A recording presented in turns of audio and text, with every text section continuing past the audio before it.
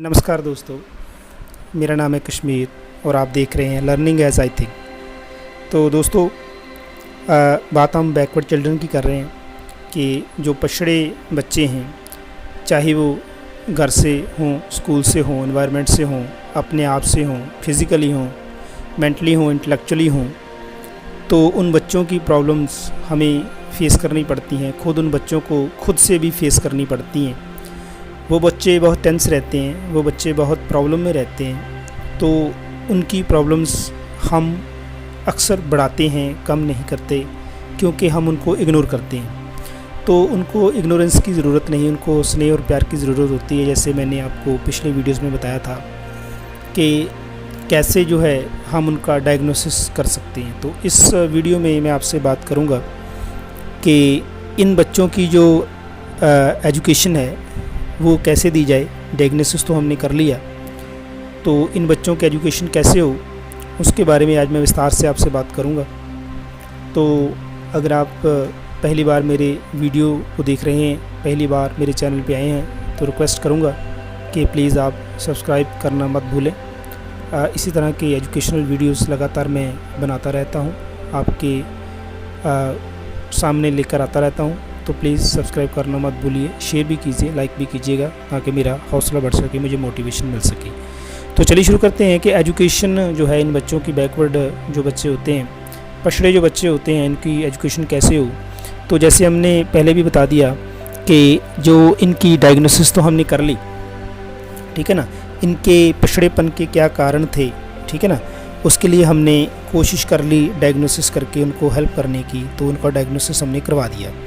तो डायग्नोसिस करवाने के बाद, अगर आपने डायग्नोसिस पर, मैं फिर से बोलूँगा, अगर आपने डायग्नोसिस पर वीडियो नहीं देखा तो पिछला वीडियो मेरा इसी बात पे था, आप देख सकते हैं, ताकि आपको लड़ी जोड़ने में मुश्किल ना हो, आपको समझने में कठिनाई ना हो।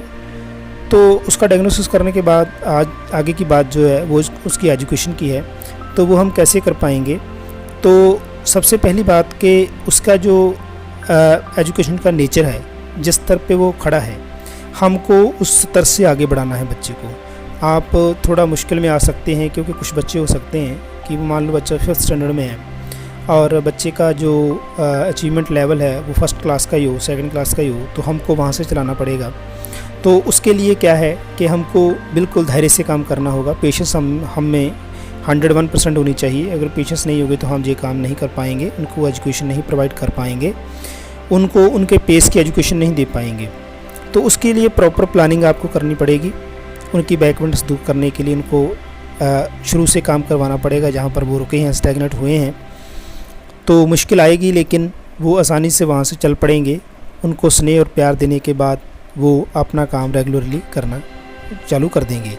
इसके साथ साथ जब हम उसको काम करवा रहे हैं तो इस बात का भी ख्याल रखना है कि बच्चे को जो है रेगुलर मेडिकल चेकअप करवाते रहना है। उसका जो भी उसको प्रॉब्लम है, मेंटल है, इंटेलेक्चुअल है, रिस्ट्रेंड है, किसी भी तरह की प्रॉब्लम है, किसी तरह भी वो स्टैग्नेट हुआ है, जिस प्रॉब्लम से वो स्टैग्नेट हुआ है, डायग्नोस हमने किया, फाइंड किया प्रॉब्लम को, उसका ट्रीटमेंट साथ साथ में हमको करते रहना है, उसको छोड़ना नहीं है, वरना वहीं पर बच्चा आकर के फिर से रुक जाएगा जहाँ पर वो चला था। मुझे आज भी एक बार याद है कि जब नया टीबी का रोग चला था, तो आज से कोई 20-25 साल पहले की बात है, तो उतना ज़्यादा मतलब इजी काम नहीं था कि कोई भी जा कर के इलाज करवा ले। मेडिसिन होती थी और डॉक्टर्स जो थे स्पेशल वो यही बात किया करते थे कि अगर आपने इसको ठीक करना है, टीबी को, ट्यूबरक्लोसिस बैक्टीरिया को ठीक करना है, तो आपको रेगुलरली मेडिसिन लेनी पड़ेगी।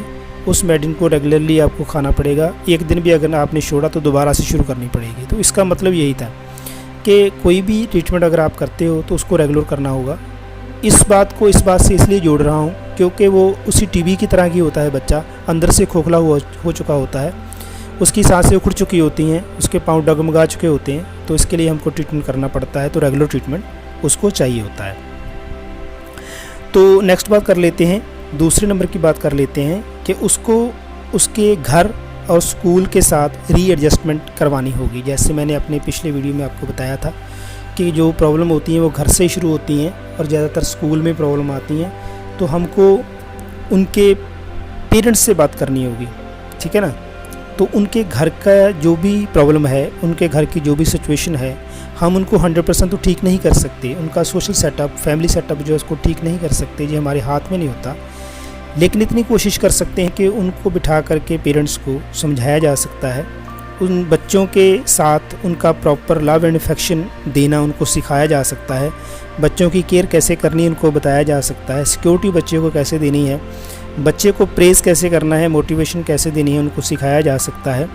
इसके अलावा उनकी जो रूट कॉज हैं घर से, है ना, तो उसके बारे में बच्चे को मोटिवेट किया जा सकता है। बच्चे को सिखाया बताया जा सकता है कि बच्चे घर में प्रॉब्लम ऐसे ही रहेंगी, लेकिन आपको आगे बढ़ना है, आपको काम करना है, हम आपके साथ हैं, सारी दुनिया आपके साथ है। क्या हो अगर आपके घर के मेंबर आपके साथ नहीं हैं, आपको अच्छा नहीं चाहते हैं, तो हम आपके साथ हैं। दूसरी बात ये भी कर सकते हैं कि पेरेंट्स जैसे भी हों, लेकिन वो बच्चों के लिए ही सोचते हैं, बच्चों के लिए ही पॉजिटिव अपना नज़रिया रखते हैं। तो ये बातें बच्चों को समझाना ज़रूरी है, तभी जो हम उनकी रीएडजस्टमेंट जो है कर सकते हैं स्कूल और घर में। तीसरी बात कर लेते हैं कि उनको स्पेशल स्कूल और स्पेशल क्लासेस देनी होंगी। ये बहुत ज़रूरी है। आज आपने देखा कि बैकवर्ड क्लास चिल्ड्रन के लिए, स्पेशल चिल्ड्रन के लिए, एक्सेप्शनल चिल्ड्रन के लिए, गिफ्टेड चिल्ड्रन के लिए अलग से क्लासेस चलती हैं, कोर्सेस भी चलते हैं, टीचर भी अपॉइंट होते हैं, है ना। तो उनके लिए, इनके लिए जो बैकवर्ड बच्चे हैं, इनके लिए स्पेशल अब टीचर आ चुके हैं, IERT वॉलंटियर्स काम कर रहे हैं, तो उनके लिए स्पेशल केयर मौजूद है, तो उनके साथ उनको जोड़ना चाहिए। जब वो मेन स्ट्रीम हो जाएं तो बच्चे को उसी क्लास में ले जा कर के पढ़ाना आरंभ कर देना चाहिए, उसको ट्रीटमेंट देना शुरू कर देना चाहिए क्लास में, तो मेन स्ट्रीम कर देना चाहिए। तो कोशिश करनी चाहिए कि उनके लिए जो स्पेशल क्लासेस लगती हैं, स्पेशल प्रोग्राम चलते हैं, उसमें उनको बिठाना चाहिए, उनसे जोड़ना चाहिए। दूसरा इसका पक्ष ये भी है साथियों कि अगर हम मेन स्ट्रीम बच्चे को उठा कर के स्पेशल क्लासेस में ले करके जाते हैं तो उसमें हीन भावना आती है। तो इसके लिए हमको विज़िट करवाना होगा बार बार बच्चे को उसकी क्लास में। कभी कभी स्पेशल क्लासेस उसके कमरे में ही, उसके क्लासरूम में ही बिठा करके देनी चाहिए, ताकि वो ये महसूस ना करे कि मैं सबसे अलग हो गया हूँ, मैं पीछे रह गया हूँ। तो इस बात को भी हमको ध्यान में रखना है कि उसका जो मेंटल लेवल है, उसका जो सोचना है, उसका बिहेवियर है, उसका जो अंदर से इनर सेंस है उसकी, वो स्ट्रॉन्ग बनी रहे और अपने आप को अकेला महसूस ना करे। उसके अलावा चौथी बात कर लेते हैं कि उसको स्पेशल मेथड यूज़ करने होंगे। जैसे मैंने आपको बताया कि स्पेशल टीचर उनके लिए आ गए हैं, तो उनके लिए स्पेशल मेथड भी आ गए हैं, टीचिंग एड्स भी आ गई हैं। उसी हिसाब से बच्चे को डील किया जाता है। मान लो आँखों की प्रॉब्लम है, कानों की प्रॉब्लम है, ठीक है ना, तो ऐसे बच्चे भी होते हैं स्कूल में जो चल नहीं सकते, ऐसे बच्चे भी होते हैं, उनके लिए व्हील चेयर आ गई हैं। अच्छे चश्मे free of cost medical treatment government करवा के देती है, ठीक है ना, लेंस वगैरह डलवा के देती है एंड स्पेक्स लगा के देती है। सारे काम जो है गवर्नमेंट करती है। तो अब तो बहुत आसान हो गया है, सारे काम हमको स्कूल में मिलते हैं करने के लिए कि बच्चे अपने आप ही वो उस ट्रीटमेंट को ले पाते हैं। तो कोशिश ये होनी चाहिए कि बच्चे की जो कैरिकुलम है उसमें थोड़ा सा इलास्टिसिटी होनी चाहिए। दूसरों बच्चों जैसा कैरिकुलम हो भी नहीं सकता, उनका कैरिकुलम थोड़ा डिफरेंट होगा। उनके लिए टीचिंग एड्स डिफरेंट होंगी, मेथड डिफरेंट होंगे। उनको स्नेह प्यार से पढ़ाना होगा, उनके साथ बैठना होगा, उनके स्तर पे जाके पढ़ाना होगा, उनको स्नेह देना होगा, उनके साथ हग करना होगा, बातों बातों में प्यार जताना होगा, गले में से लगाना होगा। तो बच्चे को जब भी पढ़ाना है तो उसके लिए सारी की सारी सिचुएशन जो है डिफरेंट होनी चाहिए, ताकि बच्चा जो है अपने मेन स्ट्रीम में आ सकता है। तो पांचवी बात कर लेते हैं कि बच्चे को special coaching and proper individual attention देनी होगी। जैसे मैंने पिछली बात पॉइंट में ही बता दिया, इसमें स्पेशल कोचिंग क्या है। अब स्पेशल कोचिंग के बारे में मैं आपको बताना चाहता हूँ कि अलग अलग प्रॉब्लम्स के लिए अलग अलग कोचिंग क्लासेस अब लगने लगी हैं। एक ट्रेंड है कि अगर आईसाइट बच्चे की कमज़ोर है उसके लिए स्पेशल ट्रेनिंग लगती है बच्चे की। अगर वो अच्छी तरह से बोल नहीं सकता, उसको मोटर प्रॉब्लम है, कोई चल नहीं सकता, फिर नहीं सकता, स्पीच में कोई प्रॉब्लम है तो उसकी थेरेपी होती है। तो ऐसे ही स्पीच थेरेपी है ना, आईसाइट के लिए उसकी स्पेशल ट्रेनिंग, स्पेशल उसके लिए कवरेज ट्रांसलेटर होते हैं।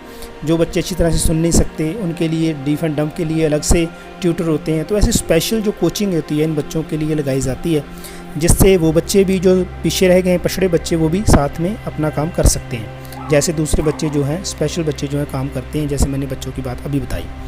तो ये 5 बातें थी मैंने आपको बताई कि स्पेशल कोचिंग के साथ और भी बहुत सारी ट्रीटमेंट बच्चे को देने होंगे, स्पेशल एजुकेशन अगर उसको देनी है तो दोस्तों वीडियो लंबा ना हो, इसलिए बाकी के पॉइंट जो है मैं नेक्स्ट वीडियो में कवर करूँगा, जिसमें मैं बात करूँगा कि कैसे बच्चों को एजुकेशन जो है वो देनी चाहिए। आपका बहुत बहुत धन्यवाद। नमस्कार।